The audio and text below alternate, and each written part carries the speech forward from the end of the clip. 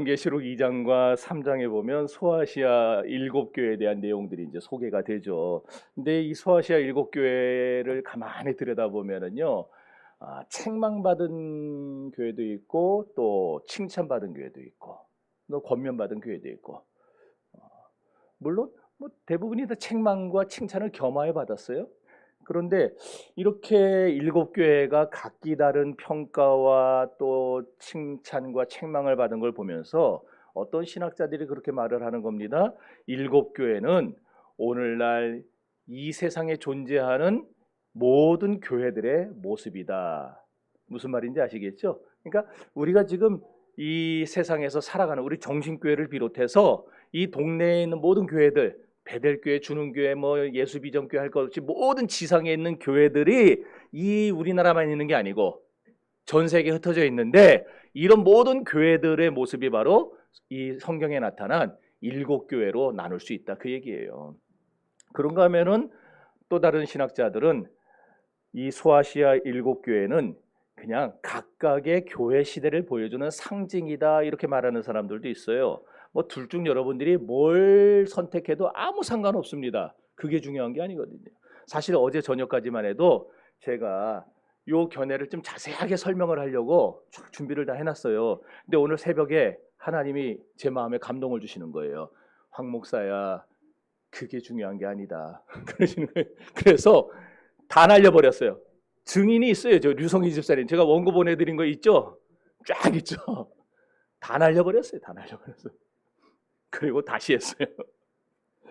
여러분, 소아시아 7교회를 보면은 칭찬과 책망을 겸하여 받았다 그랬는데, 그런데 책망을 안 받은 교회들이 있었어요. 몇 개 교회죠?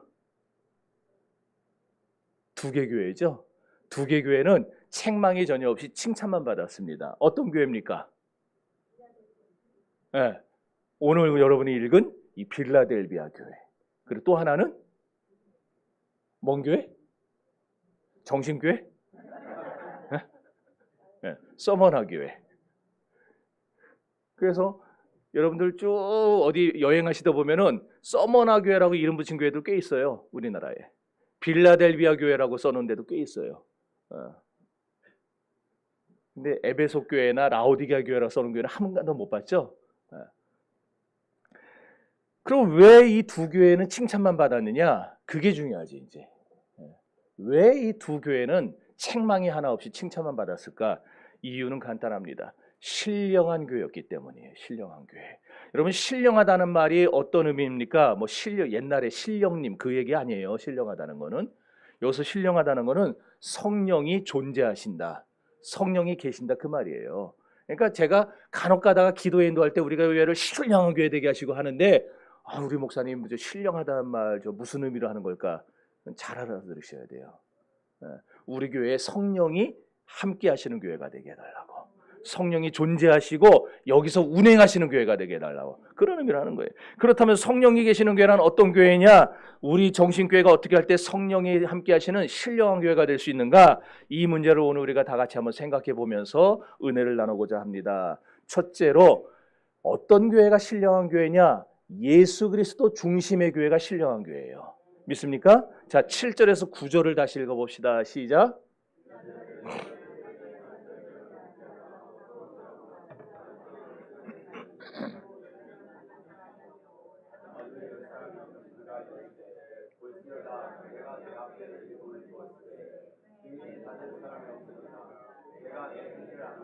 내가 작은 능력을 가지고서도 내 말을 지키며 내 이름을 배반하지 아니하였도다.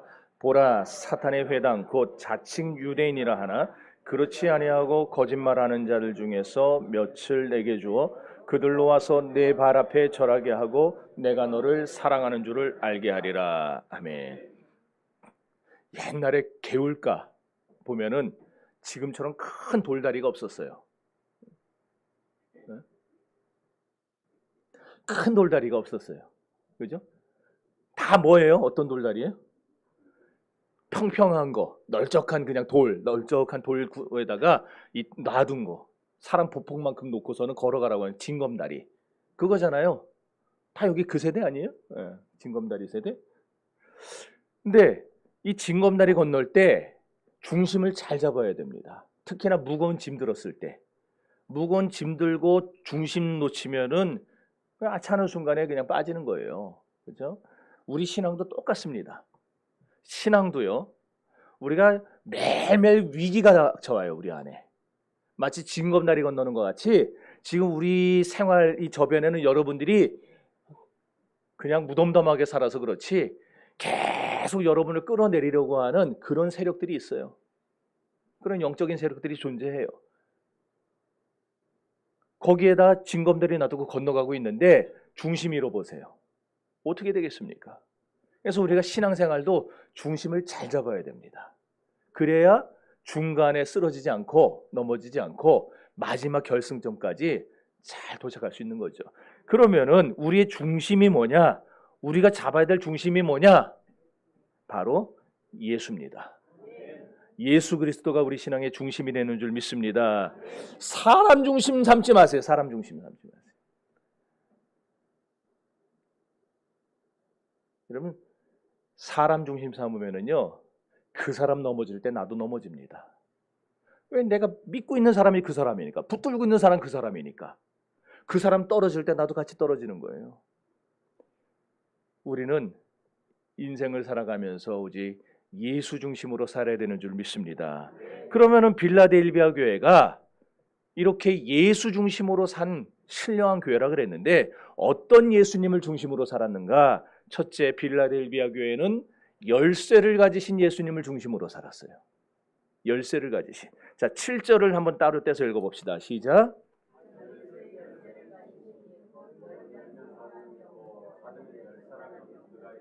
아멘.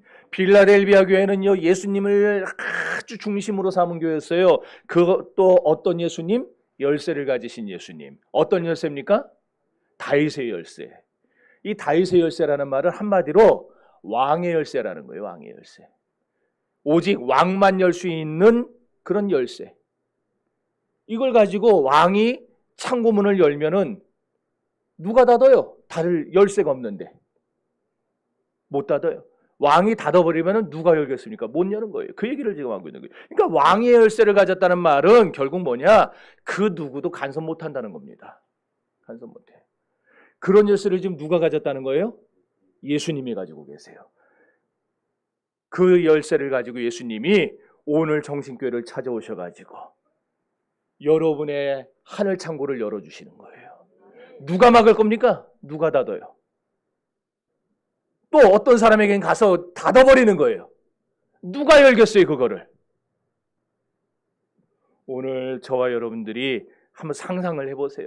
예수님이 내 가정에 오시고 내 사업장에 오시고 내 학교와 내 모든 삶의 현장 속에 오셔서 주님이 하늘의 창고문을 열어주신다. 뭐가 쏟아지겠습니까? 그래요. 거기 있는 모든 좋은 것들, 히브리서에 뭐라 그랬어? 온갖 좋은 것들이 하늘로부터 내려오나니 그랬잖아요. 누가 막을 거예요, 그거를? 누가 막아요?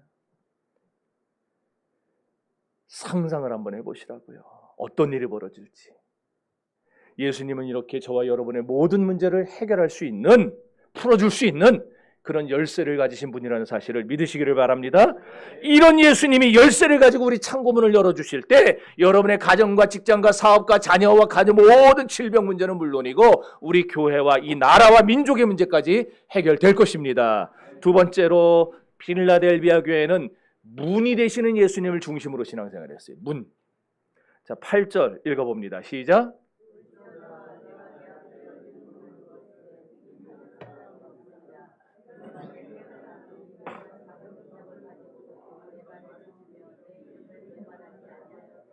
열린 문이 누굴 가리키는 걸까요?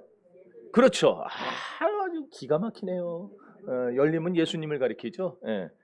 요한복음 10장 9절. 왜냐? 요한복음 10장 9절에 보면 예수님이 딱 그렇게 말씀하셨어요. 대놓고 나는 문이니 누구든지 나로 말미암아 들어가면 구원을 얻고 들어가며 나오며 꼴을 얻으리라. 예수님이 당신을 가리켜 그러신 거예요. 내가 뭐다? 문이다. 문이다. 그걸 지금 요한계시록에서 또 말씀하고 계시는 거예요. 내가 네 앞에 문을 뒀다. 그 문이 누구냐? 나야, 나. 그 얘기하고 계시는 거예요. 그러니까 예수님이 빌라델비아 교회의 문이 되어 주신다는 거예요. 그런데 그 누구라도 문 되시는 예수님을 통해 들어오고 나가면 어떻게 돼요? 꼴을 얻어요. 꼴을 얻어. 여기 지도 한번 띄워보세요. 자, 저 동그라미 친 8개가 뭐냐면은 예루살렘 성에 있는 8개의 문을 말하는 거예요. 신약을 읽다 보면은 양문, 분문, 그 다음에 세문 이런 거 들어봤어요? 안 들어봤어요? 들어보셨죠? 저기 있는 세문은 새들이 있는 문이 아니고 새들이 드나드는 문이 아니고 뉴 영어의 뉴 새 것이다 이거예요. 새로 만든 문. 그래서 세문이에요. 그러면 양문은 어디냐 도대체? 양문은요 저기 사자문이라 되어 있는 거 있죠? 저게 양문이에요. 왜 사자문이 됐는가? 저 사자문은 또 무슨 문으로 불렸냐면 스데반문으로 불렸었어요. 왜 스데반문으로 불렸을까요? 야, 눈치 진짜 빠르네. 예. 스데반이 저 문을 통해서 끌려 나와서 순교를 당했기 때문에 스데반문이라 불렸어요. 근데 저 문을 지금은 사자문이라 불러요. 왜 그럴까요? 이거예요, 이거. 저게 양문인데 왜 사자문이라 부를까요? 보일래나 모르겠네. 뭐 보였어요? 아닌데? 그거 아닌데? 요건데. 요거. 여기 사자 모양의 조각이에요. 근데 저게 원래는 없었어요. 없었는데 누가 저기다 저거를 만들어 놓냐면은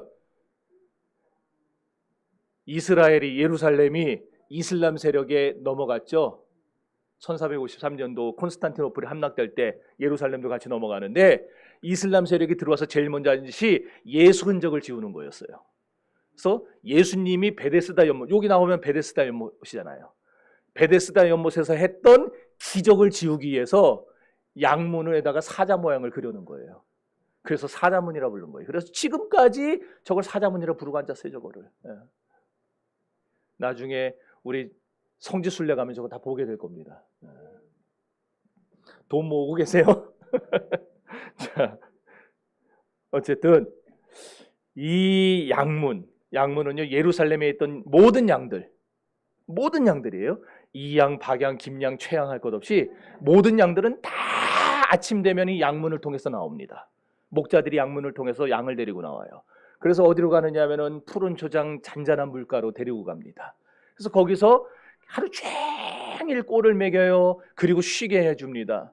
그러다가 저녁이 되면은 다시 양들을 데리고 양문을 통해 들어오는 겁니다. 들어와서 우리에다 들여보낸 다음에 목자들은 집에 가는 게 아니고 우리 밖에서 잠을 자요. 그래서 찬송가에도 있죠. 저들 밖에 한밤중에 양 틈에 자는 목자들. 그거 나오잖아요. 목자들은요 양 옆에서 양들을 지키면서 자요. 그럼 양들은 어떻게 하겠어요? 안심하는 거죠. 안전하게 잠도 자고 편히 쉬는 겁니다. 우리 집 개가 분리불안증이 있어요. 이놈의 자식은요. 하여튼 우리만 나갔다 오면은 온 집안을 난장판을 만들어놔요. 지 영역 표시 다 해놓고. 사람 있을 때는 괜찮아요. 사람 있을 때는 꼭 가려서 해요. 근데 사람만 없으면은 왜 그래? 불안해서요. 불안해서. 주인이 지 버리고 간 줄 알고 불안해서. 양들이 밤에 잠잘 수 있는 거는요. 목자가 지키고 있어서 그래요. 목자 없으면 양들은 다 잡아먹힙니다. 이리한테. 그래서 양들은요. 아침에 이 문을 나갈 때에 기쁩니다. 왜 기쁘겠어요? 이 문을 나가면 뭐가 기다리니까? 꼴이 기다리니까. 물이 기다리니까. 기쁜 거예요. 그리고 저녁 때 들어올 때는 또 기뻐요. 왜 기뻐요? 쉼이 있으니까. 안식이 있으니까. 그래서 양들은 이 문을 나가고 들어올 때마다 거기서 자기들의 모든 피로를 채우고 이 문을 통해서 자기들의 그 기쁨을 누리는 거예요. 그런데 예수께서 오늘 저와 여러분의 그런 문이 되어 주신다는 거예요.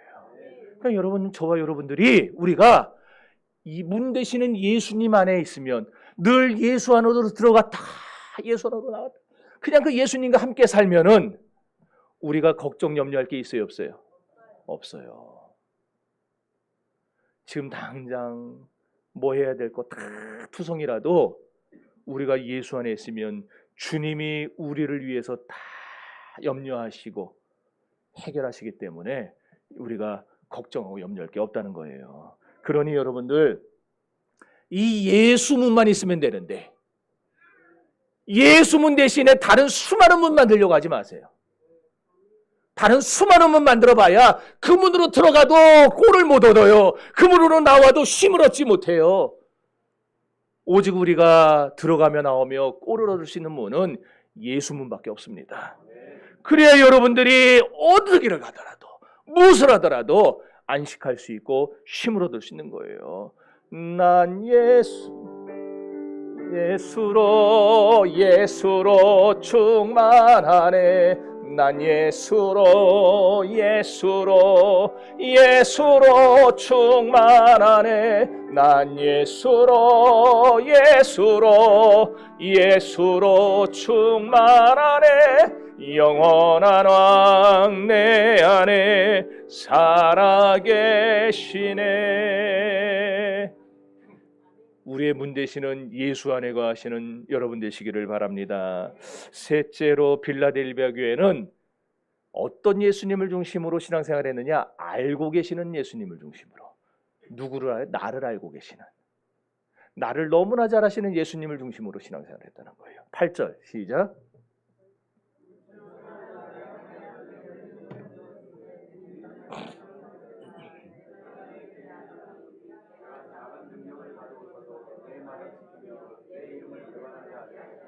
아멘. 예수님 알고 계셨다는 거예요. 뭘 알아요?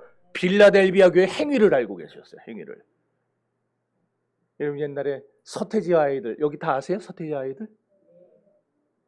우리 친구들은 모르지. 뉴진스는 알아도, 에스파는 알아도.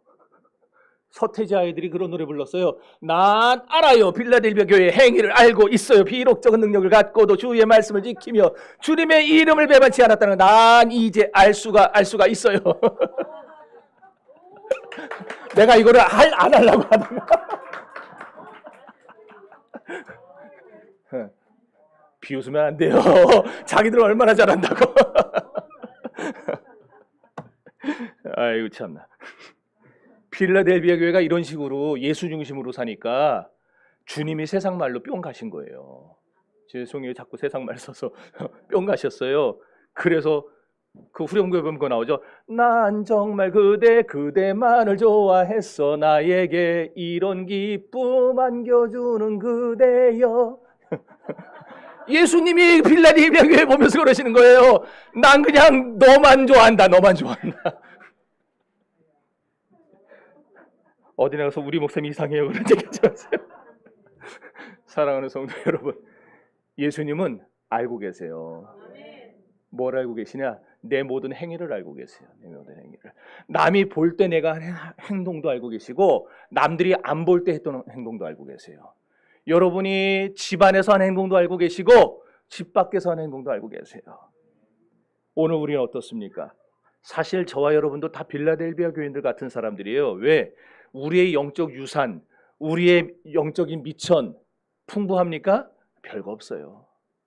저도 그냥 여러분 앞에서 폼 잡느라고 모태신앙이네 몇 대째 신앙인이네 이딴 거 하지만은 사실 저도 그렇게 영적 미천이나 유산이 그렇게 크질 않아요. 그렇다고 우리가 가진 게 많습니까? 가진 것도 별로 없어요. 예수님이 그랬잖아요. 내가 작은 능력을 가지고도. 빌라델비아 교회도 능력이 없었어요. 가진 게 없었어요. 미천도 없었어요. 그런데 그 작은 능력 갖고 빌라델비아가 날마다 뭐 한 거예요? 날마다 매일 삶 속에서 주님의 말씀을 지키기 위해서 그들이 몸부림친 거예요. 치열하게 싸운 거예요. 영적 전쟁을 한 거예요. 가진 건 별로 없고 돈도 별로 없고 건강도 별로 없고 정말 직장도 별 볼 일 없고 그래도 매일매일 그곳에서 하나님의 사람답게 살아보려고 최선을 다해서 살아간 거예요. 그랬더니 예수님이 말씀한 겁니다. 내가 작은 능력 갖고도 내 말을 지켰구나. 내 이름을 배반하지 않았구나. 미안해 깨워갖고. 오해하지 마세요. 주님이 하신다는 말은요, 내 잘못을 기어이 찾아내가지고 막 질책하고 책망하시겠다는 말이 아니에요. 주님이 아신다는 말은 내 칭찬할 것을 칭찬하시고 도와줄 것은 도와주시고 축복할 것은 축복하시겠다라는 의미입니다. 여러분, 이렇게 주님이 여러분을 너무 잘 아세요. 그 잘하시는 주님 중심으로, 예수 중심으로 신앙생활 하시기를 바랍니다. 넷째, 빌라델비아 교회는 어떤 예수님을 중심으로? 사랑해 주시는 예수님을 중심으로 신앙생활을 했어요. 9절 읽습니다. 시작.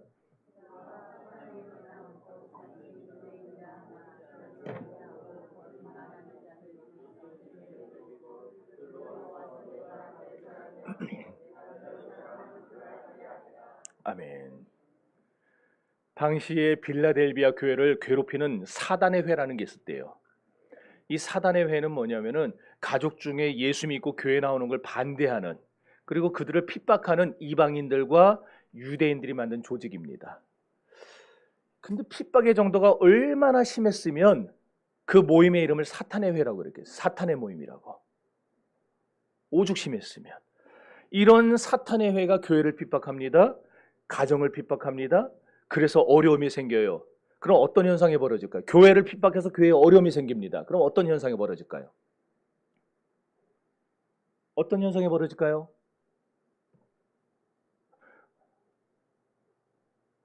제발 설교 때 묻지를 마세요. 그겁니까?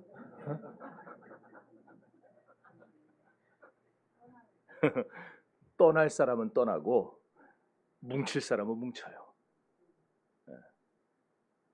그래서 하나님은 한 번씩, 우리 태풍도 바다를 한번 뒤집어 버려야 바다에 그 모자른 산소도 공급되고 찌꺼기도 배출된대잖아요.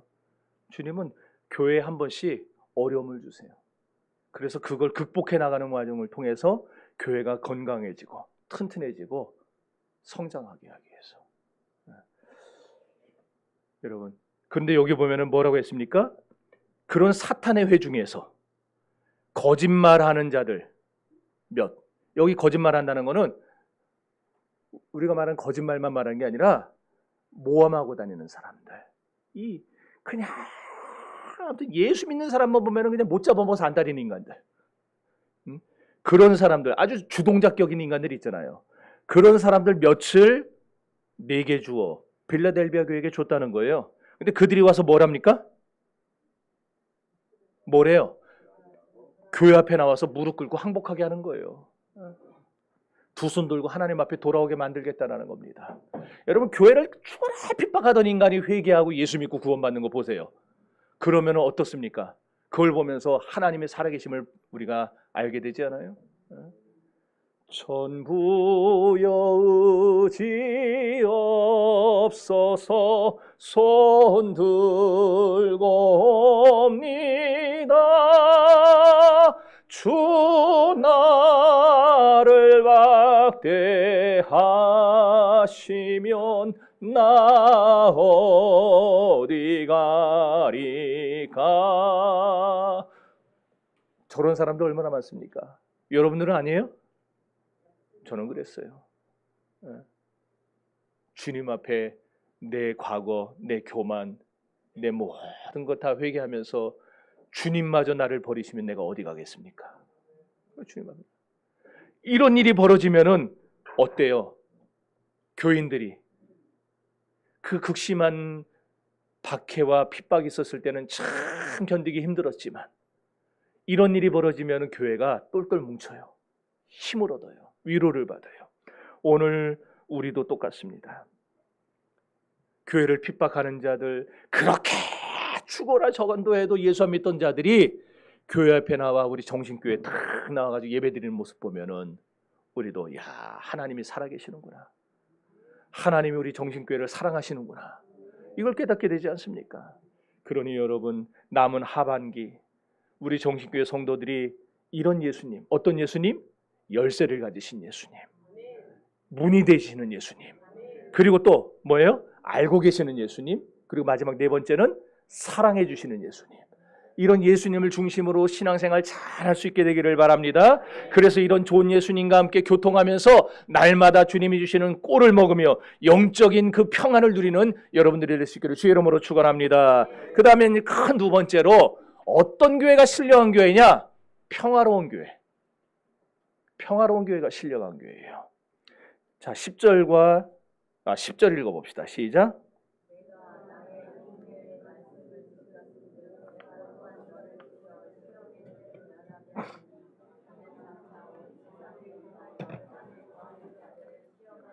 아멘.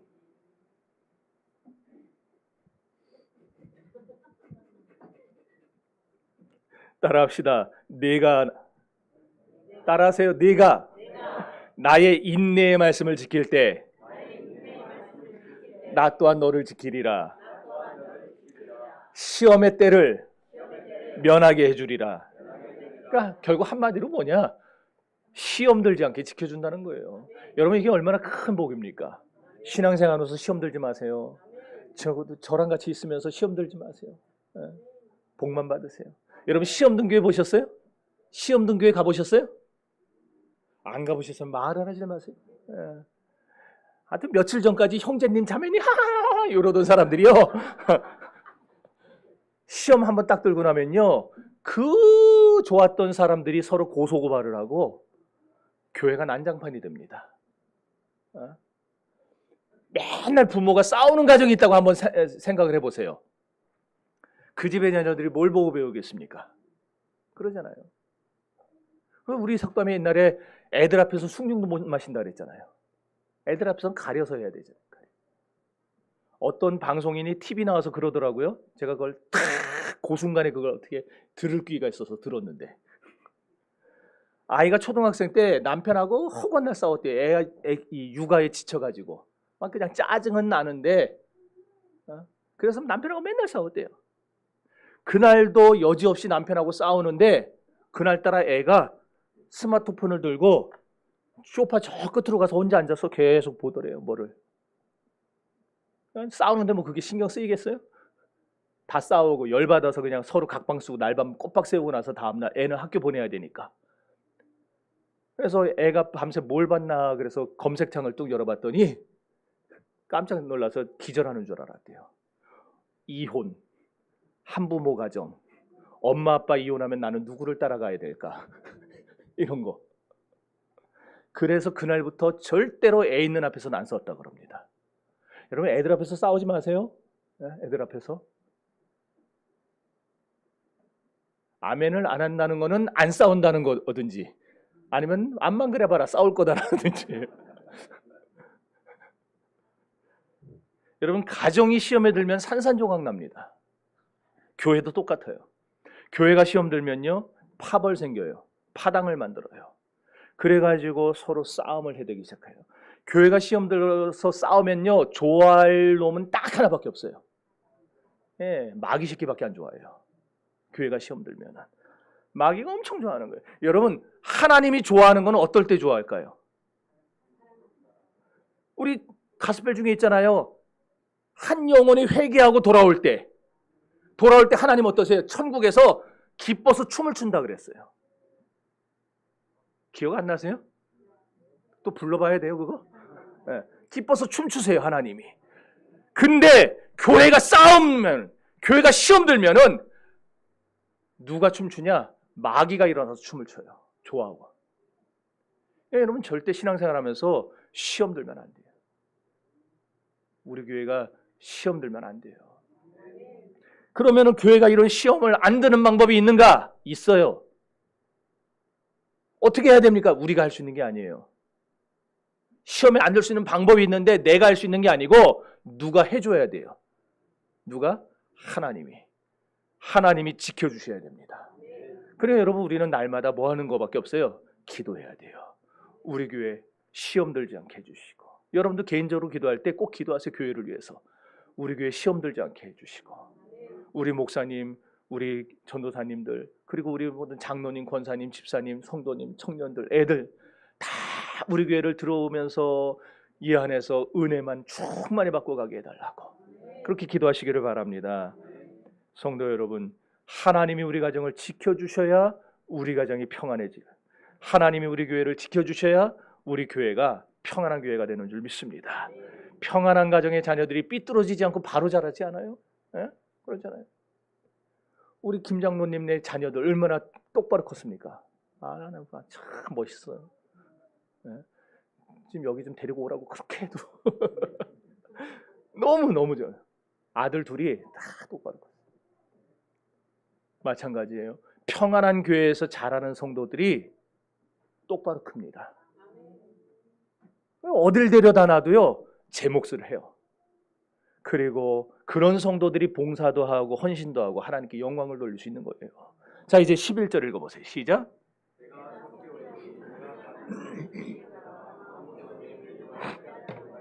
아멘. 따라합시다. 내가 가진 것을 굳게 잡아. 다시 따라합시다. 아무도 내 면류관을 빼앗지 못하게 하라. 자, 여기 내가 가진 것을 굳게 잡아, 이 말이 뭐냐? 뭘 붙잡으라는 거예요? 우리 그리스도인들이 절대 무슨 일이 있어도 뺏겨서는 안 되는 거, 놓쳐서 안 되는 거, 그거 바로 믿음이에요. 막말로 신앙인은요, 다른 거 다 뺏겨도 삽니다. 그런데 믿음 뺏기면요, 우리는 전부를 잃어버려요. 믿음 뺏기면 우리는 죽는 겁니다. 물론 숨을 쉬며 살겠죠. 세상적으로 보는 그런 사는 거는 다 살 수 있어요. 그러나 영적으로 우리는 죽어버려요. 왜? 믿음이 신자의 생명이기 때문에 그래요. 마귀는요, 여러분의 믿음이 어느 정도인지 잘 압니다. 여러분의 믿음이 발목 믿음인지 무릎 믿음인지 허리 믿음인지 온몸 믿음인지 마귀는 참 잘 알아요. 소매치기가 사람 딱 보면은 그 사람 얼마 갖고 있는지 안 되잖아요. 못 들어보셨어요? 딱 보면 안 되니까. 그래갖고 절대로 돈 없는 사람 안 따라간답니다. 딱 봐서 저 사람은 얼마 정도 있을 것 같다, 그런 사람만 따라가지. 마귀도 똑같아요. 믿음 없는 사람은요, 건들지를 않아요. 이단 사이비의 특징이 뭡니까? 꼭 교회 붙은 집만 건들잖아요. 꼭 예수 믿는 사람들한테만 접근해요. 이렇게 탁 해가지고 얘기하는데 못 알아먹는다 그러면은 가요. 갈 길 가세요 그러고 가요. 어느 정도 알아먹는 거 같다 그러면 이제 그때부터 열을 내면서 설명하는 거예요. 마귀가 그래요. 마귀가 믿음 없으면요 아예 건들지도 않아요. 계속 그렇게 살아 이러고.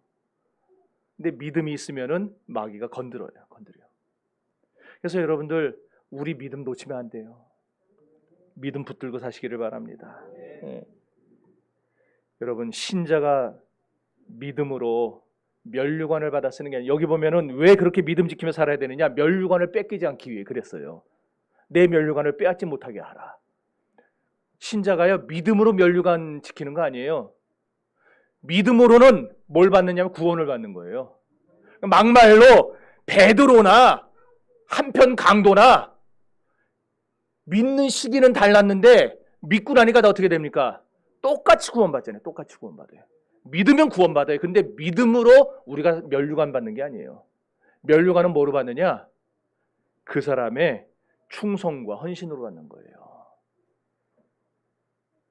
젊어서 예수 믿고 충성 봉사하다가 마지막에 거꾸로 십자가에 못 박혀 순교한 베드로와 온갖 죄 다 짓고 지 맘대로 살다가 마지막에 예수 믿고 마지막 열차 막차 올라탄 강도와 상급이 달라요. 죽기 직전에 겨우 믿은 사람들 구원은 받았지만 쌓아놓은 게 별로 없어요. 간혹 전도하다 보면은 나중에 그러는 분들이 있어요. 나중에 애들 다 키워놓고 애들 결혼시켜놓고 나중에 있을지 없을지 어떻게 알아요 우리가? 쌓아놓은 상급이 없으니까 면류관도 없는 거예요. 예수 믿고 충성봉사로 쌓아야 되는데 그게 없으니까 면류관이 있을 수가 없죠. 그렇기 때문에 여러분, 한 살이라도 더 어려서 예수 믿게 된 것을 감사하시기를 바라요. 하나 더 덧붙이자면 여러분, 충성은 손으로 하는 겁니다. 몸으로 하는 거예요. 그게 충성이에요. 착하고 충성된 종, 아까 우리 전사님도 기도 중에 그랬는데, 착하고 충성된 종이라고 평가받을 수 있는 건 뭐냐? 우리가 몸으로 할 때. 무슨 말이냐? 충성하는 성도는 절대 뒷말하지 않아요. 할 시간이 없어요. 할 시간이. 예를 들어서 일이 고되신 분들 생각해 보시면 돼요. 그분들은 말할 시간에 차라리 잠을 잡니다. 점심도 빨리 먹고 쪽잠이라도 자는 게 더 나아요. 그래야 또 다음 일을 할 수 있으니까. 그런데 몸으로 일 안 하는 사람들은 어때요? 말이 많아요. 아니, 말만 많아요. 그래서 교회에는요, 말하는 사람이 적으면 적을수록 좋은 겁니다. 왜 이렇게 조용합니까? 네. 말하는 사람이 교회는 적어야 돼요. 말하는 사람은 저만 말하면 돼요. 그래서 말이 많으면 교회가 시끄러워집니다. 우리는 말로 봉사하는 게 아니고 행함과 진실함으로 사랑하고 봉사해야 되는 거예요. 그러니 충성하고 봉사하려거든 앞으로 어떻게 해야 된다? 말없이 하세요. 말없이. 말없이 충성 봉사하는 교회가 평화로운 교회입니다. 우리 정심교회가 그런 평화로운 교회가 될 수 있기를 바랍니다. 자, 12절 시작.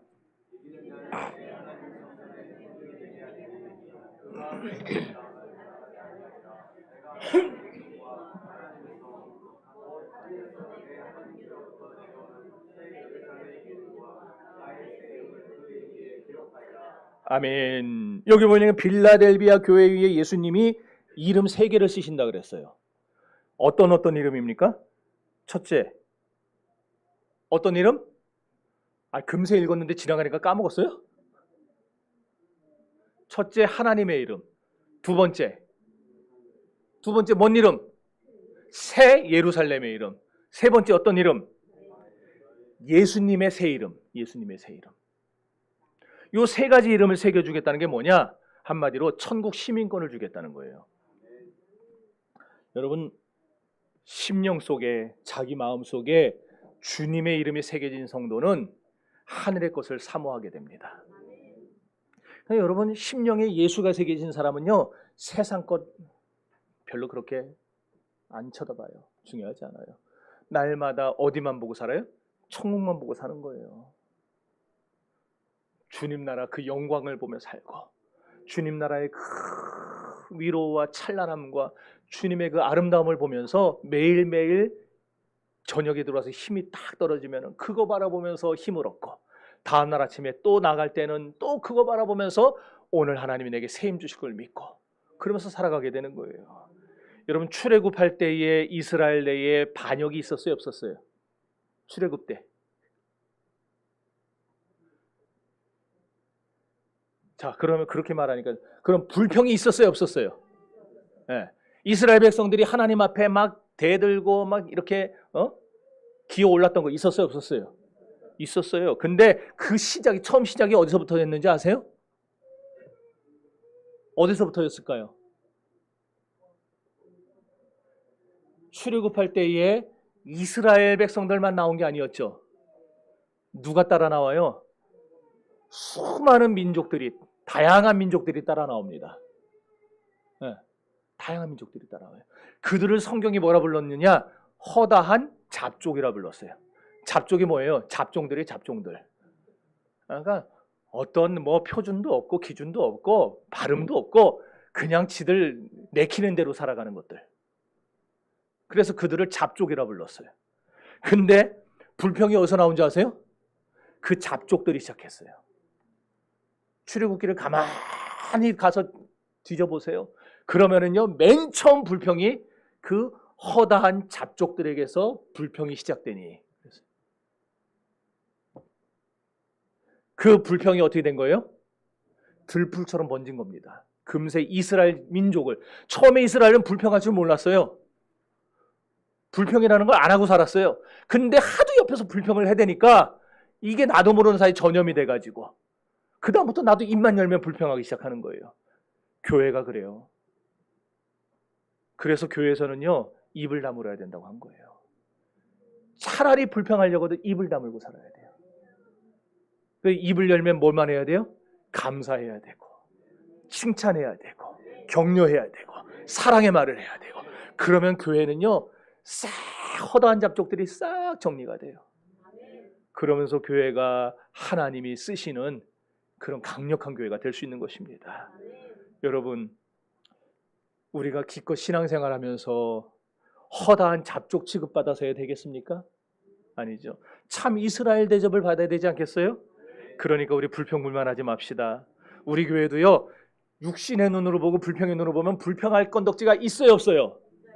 네. 그런데 감사의 눈으로 보면 없어요. 여러분들 감사의 눈으로 보세요, 교회를. 그러면은 죄다 감사할 것뿐이라니까. 우리 교회가 크기도 아담에서 딱 좋고. 여러분 학생 때, 이건 좀 이따. 자, 셋째로 그럼 어떤 교회가 신령한 교회냐? 바로 배우는 교회가 신령한 교회. 바로 배우는 교회. 바로 배우는 교회. 자, 13절 읽어봅니다. 시작. 아멘. 여러분 학생 때는요, 뭐니 해도 스승 잘 만나야 되잖아요. 선생님 잘 만나야 되잖아요. 요새는 선생님들이 안 되려고 그러더라고요. 교대가 미달이 났어요, 이제. 우리 때는 그 교대 가려고 그 박터지게 했는데, 예전에는 딸이 뉴스에 나왔더라고요. 선생님 되겠다 그래서 철렁했대요, 부모가. 왜 교사를 하려고 그러냐고, 하지 말라고. 좋은 선생님 만나는 게 참 큰 복입니다. 좋은 선생님이 맡은 반하고 그렇지 않은 선생님이 맡은 반하고는 천지 차이예요. 남자는 여자를 잘 만나야 되고 여자는 남자를 잘 만나야 돼요. 네. 친구도 잘 만나야 됩니다. 우리 학생들. 이렇게 사람의 인생이라는 게 좋은 선생님 만나고 좋은 친구를 만나면은 인생이 달라져요. 그런데 하물며 내 영혼을 책임지고 내 영혼을 지도해 줄 목사를 우리가 함부로 만나서 해야 되겠습니까? 목사 잘 만나야 돼요. 네. 선생님 한 분 잘못 만나도 인생이 휘청이는데 목사 하나 잘못 만나면은요 영혼이 망가져버려요. 영혼이 망가져버려요. 그만큼 목사가 중요한 거예요. 그러니까 여러분들 좋은 목사 만난 걸 감사하시기를 바랍니다. 어떻게 저렇게 참 저런 말을 눈 하나 깜짝 안 하고 할까? 옆에 보고 서로 인사합시다. 좋은 교회 만나서 감사합니다. 좋은 목사님 만나서 감사합니다. 예. 맨날 그러고 사세요. 예. 그러니까 여러분 멀리 이사를 가시잖아요. 다른 나라 이민 가가지고 어떻게 나오겠어요, 우리 교회를. 또 저 대전 이남으로 이사 가가지고. 저는 대전 이남까지는요 동네로 봅니다. 왜? 제가 목사할 때, 부목사할 때 대전까지가 제 교구였으니까. 이쪽 서해안 쪽으로는 당진까지였어요. 전 그래서 얼마든지 다닐 수 있다고 봐요, 나는. 대전까지는. 대전 이남으로 이사 가면 옮기셔도 돼요. 네. 근데 예전에는요, 우리 아마 아실 거예요, 장로님들이나 어른들. 이명서라는 게 있었어요, 교회에. 이명서. 뭐냐면은 우리 성도가 신앙생활을 이렇게 잘 하다가 이제 이사를 가게 돼서 그쪽에 있는 교회를 가게 됩니다. 그 이명서에는 그 상대 교회에도 다 써요. 이름도 쓰고 그 목사님한테 편지를 제가 쓰는 거예요. 담임 목사가 쭉 해서 이 성도를 앞으로 잘 양육해 주세요. 한번 보여주세요. 우리 교회 이명서가 있어요. 제가 만들었어요. 저기 뭐라고 했는지 보여요? 글? 위 사람은 본교의 무흠교인으로서 근본의 귀교회로 이거하옵기에 이명하오니 사랑으로 이끌어 주시고 지도해 주시기를 경요하나이다. 잘 부탁한다 그 말이에요. 잘 부탁한다. 네. 저런 게 있어요. 그러니까 여러분들 혹시나 대전 이남으로 가실 분들은요 저한테 저거 받아가세요. 네. 저거 갖다 내세요. 그러면은 이 사람 누구지? 이런 눈으로 안 쳐다봐요. 이 사람이 신앙생활을 잘했구나. 그러고 받아들이지. 근데 저거 없이 가면은 목사님들이 요새는 예전에는 안 그랬는데 요새는 하도 코로나 때 신천지들이 난리를 쳐놔가지고 저거 신천지 아니야? 막 이런 데니까요. 네. 여러분, 근데 아무리 목사가 중요해도 성령님보다 중요하겠습니까? 제가 성령보다 중요하겠냐고요. 여러분 아무리 제가 성경을 풀어서 잘 가르쳐줘도요 이 말씀을 성령께서 깨닫게 해주지 않으면 아무 소용없어요. 네? 그래서 성령이 깨닫게 해주셔야 마음의 감동도 오고 은혜가 임하고 행동으로 옮겨지는 거예요. 목사는요 어디까지만 하느냐? 가르쳐주는 데까지만 하는, 가르쳐주는 데까지. 나는 씨를 뿌리고 아볼로는 물을 주었으되 자라게 하시는 이는 하나님이시니. 가르쳐주는 것까지만 해요. 그걸 깨닫고 행동으로 옮기게 만들어주는 분은 성령 하나님이에요. 그런 의미에서 성령님이야말로 스승 중에 참 스승입니다. 그래서 오늘 이 마지막 절이 나온 거예요. 교회는 성령이 교회들에게 하시는 그 말을 들어야 된다, 그 말이에요. 제가 학교 다닐 때 간혹 이렇게 중퇴하고 검정고시로 들어온 애들이 있었어요. 고등학교 때도 중학교 중퇴하고 검정고시 쳐서 들어온 애들 있었고, 대학 때도 그랬고. 나중에 졸업할 땐 졸업장 똑같죠. 뭐 틀려요? 검정고시 출신하고 똑같아요. 예, 총장 명의로 똑같이 줘요. 그런데 지내고 이렇게 생활하다 보면은요, 검정고시 출신과 정규 교육 출신과 틀려요. 뭐가 틀리냐? 다는 아닌데 대부분이 검정고시 출신들이 사람들하고 잘 어울리지를 못해요. 왜? 혼자만 생활해봐가지고. 여러분, 사람은 글만 한다고 다 아는 게 아닙니다. 사람은요, 밟아야 될 과정을 차례대로 밟아가면서 다른 이들과 부딪혀가면서 훈련을 받아야 돼요. 그 훈련이 있어야 내가 인격이 자라고 그리고 제대로 성장할 수가 있는 거예요. 그래서 교회 생활도요, 절대 혼자서는 안 돼요. 요즘에 어떤 사람들은 교회 안 나가고 방송으로 그냥 신앙생활 하겠다, 믿음 생활 하겠다 그러는데 진짜 멍청한 사람들이에요. 부딪히면서 해야 돼요. 부딪히면서. 그러면서 내 신앙이 깎이고 내 모난 부분이 깎이고 내 부족한 부분을 채우고 이러면서 성장해 나가는 거예요. 신앙의 세계도요, 그래서 정규과정을 제대로 밟아야 돼요. 정규과정. 그럼 신앙의 정규과정이 뭐냐? 어디서 배우는 게 정규과정이냐? 먼저 성경적인 교회에서 배워야 돼요. 그리고 성경적인 목사에게서 배워야 돼요. 신학교에서 배운 것 가지고 그냥 날마다 우려먹는 그런 목사 말고 끊임없이 연구하고 말씀 쪼개가면서 가르쳐주는 목사 밑에서 여러분들이 다른 성도들과 어울려 함께 부딪혀갈 때에 신앙 인격이 쌓여가는 거예요. 그래야 신앙이 점점 자라는 겁니다. 그리고 배울 때는 뭘 가지고 배워야 되느냐? 성경을 배워야 돼요. 성경을. 교회에서 쓸데없는 다른 거 가르칠 거 없어요. 네. 교회에서는요, 성경만 가르치면 돼요. 성경만 가르치면. 우리의 교과서는 성경뿐입니다. 믿습니까? 근데 문제가 있어요. 이 성경에는요, 응용과 원리와 원칙은 기가 막히게 많은데 응용하는 게 없어요. 어떻게 살아라 이런 게 없어요. 그래서 다 그냥 설교를 통해서 그걸 배우잖아요. 지금 왜 없냐? 원칙을 가르쳐주고 응용은 너희가 직접 가서 해봐, 그 얘기예요. 여러분들이 오늘 설교를 통해 이런 교회가 신령한 교회다, 이런 예수님을 중심으로 살아야 된다 배웠어요. 그러면은 한 주간 동안 나가서 그대로 살아보라는 거예요. 그래서 응용은 실천은 여러분에게 맡겨진 거예요. 성경대로 한번 살아봐라. 그러면은 뭘 느껴요? 성경이 진짜인지 가짜인지를 알게 된다는 거예요. 그게 살아있는 믿음입니다. 배운 대로 나가서 내가 살아보면은 성경이 진짜냐 가짜냐가 확실해져요. 우리 하나님이 진짜냐 가짜냐가 확실해져요. 그래서 진짜 신자는 세상에서 말씀대로 삽니다. 예수를 믿지 않던 제이콥스라고 하는 어떤 사람이 있었어요. 이 사람은요, 그 방대한 브리테니커 사전, 어마어마하게 많아요. 브리테니커 사전이 엄청나요. 그걸 처음부터 마지막까지 다 읽었어요. 그러고 나서 책을 써가지고 대박을 터뜨렸어요. 성공해서 성공가도로 막 달리는데 어느 날 갑자기 그런 생각이 드는 거예요. 이번에는 내가 뭘 가지고 책을 써볼까? 그러다가 가장 지금까지 나온 책 중에 가장 베스트셀러가 뭔가? 그랬더니 성경이더라고.